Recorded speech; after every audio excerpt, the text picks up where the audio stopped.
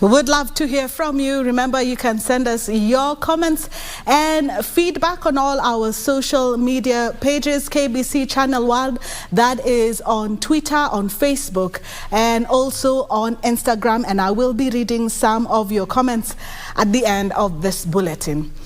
Azimio leader Raila Odinga now says the anti-government protests will continue alongside bipartisan talks. Speaking during a public Baraza held at Ufungamano House in Nairobi, Raila attributed the envisaged resumption of the protests to what he termed as government's lack of commitment to the talks.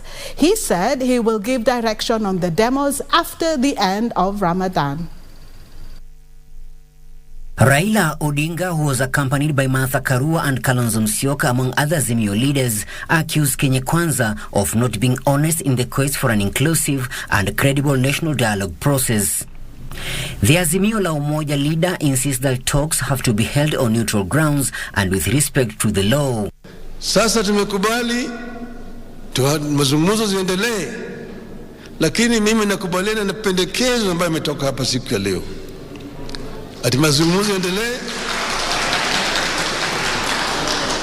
mazungumzo yaendelee na maandamano sambamba. Raila has also accused the Kenya Kwanza government of poaching members of parliament from Azimio to the United Democratic Alliance, terming it illegal. The buying of MPs to switch sides undermines our hard-won multi-party democracy.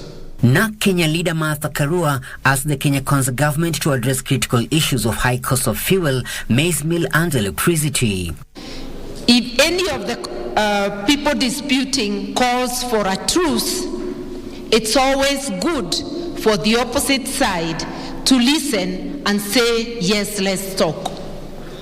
But at the slightest indication that the call for truce was not in good faith, then action must be taken. Wiper leader Kalonzo Musyoka warned against use of excessive force on peaceful demonstrators and called for thorough investigations into the alleged attempts on Raila's life during the demonstrations.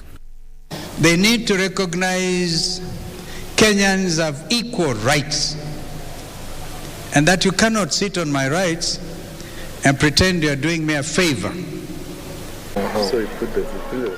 This comes as the Azimio la Umoja One coalition bipartisan dialogue team has demanded that Kenya Kwanza replaces Adan Keynan from their team, asserting that he is illegally an Azimio member. The Azimio 7-member team cited bad faith on the part of Kenya Kwanza for including Keynan in their list and termed it an affront to party discipline as enshrined in the constitution.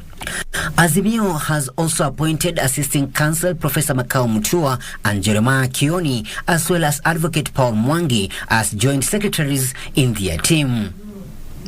Michael Mondiga for Prime Edition, Nairobi.